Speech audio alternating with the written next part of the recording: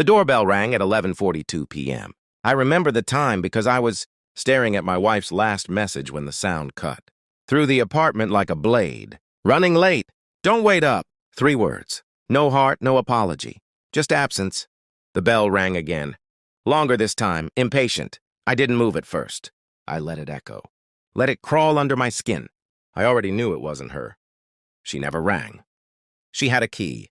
She had routines. She had patterns. And lately, she had been breaking all of them. When I opened the door, her best friend stood there smiling like a secret that wanted to be told. Hair loose, lipstick too deliberate for midnight, a bottle dangling from her fingers. She's not coming, she said softly.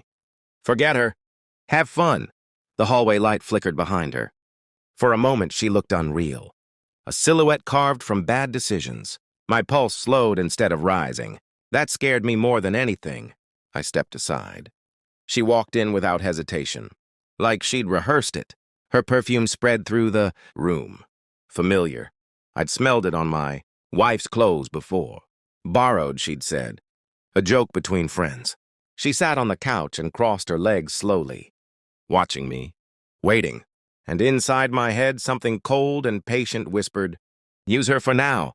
The voice wasn't temptation. It was strategy. "But you have other plans." I poured 2 glasses. My hand didn't shake.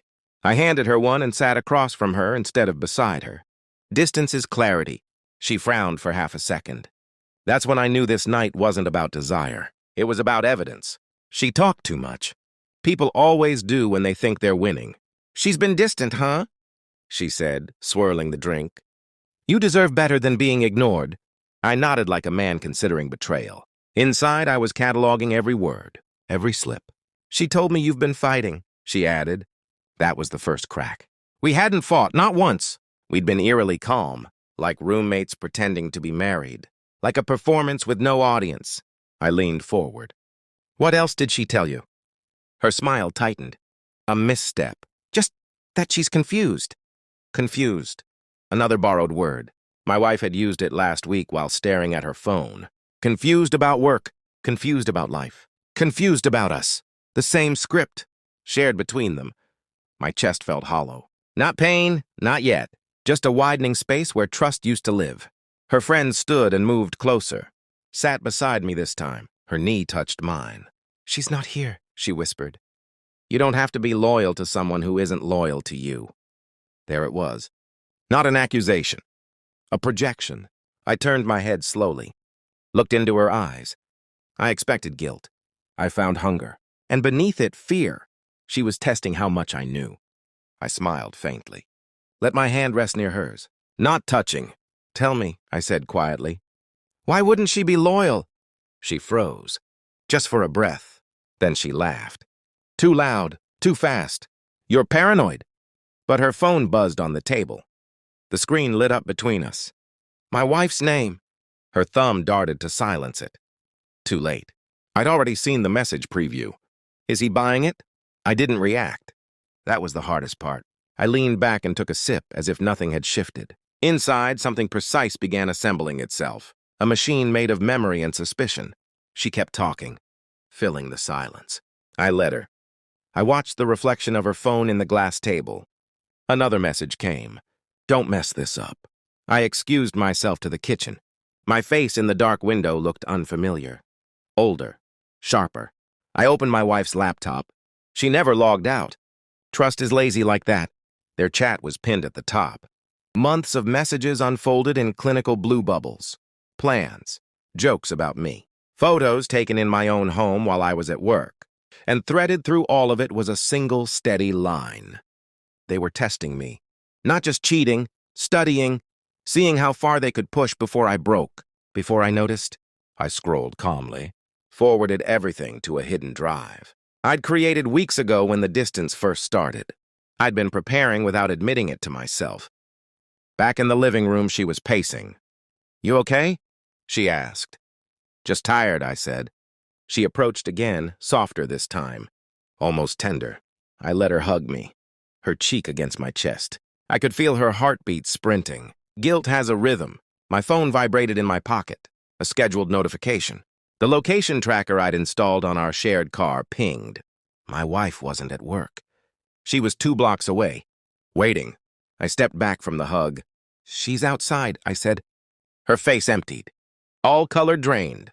For a second, she looked like a mannequin that had forgotten how to be human. "What?" I held up my phone. The map glowed between us. "You brought her with you," I continued calmly. "You wanted to see if I'd cheat, if I'd fail your little experiment." Her mouth opened, closed. The door clicked. My wife stepped in slowly, eyes wide, scanning the room, like she'd walked into a crime scene. She didn't expect a witness. I handed her the laptop. No speech, no accusation, just the screen. She read in silence. Her shoulders collapsed inch by inch. Her friend started crying first. A small animal sound. My wife didn't cry. She looked at me. And in that look was the realization that I had been watching longer than they'd been plotting. "I recorded everything," I said softly. I tapped my phone. Their messages, the timestamps, the plan, the intent, all backed up, all undeniable. "I've already sent copies," I continued. "To your parents, to mine, to the lawyer." The word lawyer landed like a hammer. My wife staggered back. "You're destroying us." "No," I replied. "You did that. I'm just archiving it." Her friend reached for her. They clung to each other, suddenly small, suddenly young. I felt nothing explosive. No rage, no triumph, just a quiet alignment inside my chest, a puzzle clicking into place. "I never touched her," I added, nodding toward the couch. "That was the only variable you couldn't control." Their faces twisted. The experiment had failed. The subject hadn't behaved as predicted, and that terrified them more than exposure. They left together. I didn't watch them go. The apartment felt larger without their voices, the air cleaner. I sat in the dark and listened to the hum of the refrigerator, the city breathing beyond the glass. I reviewed the footage once, not to hurt myself, to confirm. Truth is sterile when you've already accepted it. I poured the last drink and let it sit untouched.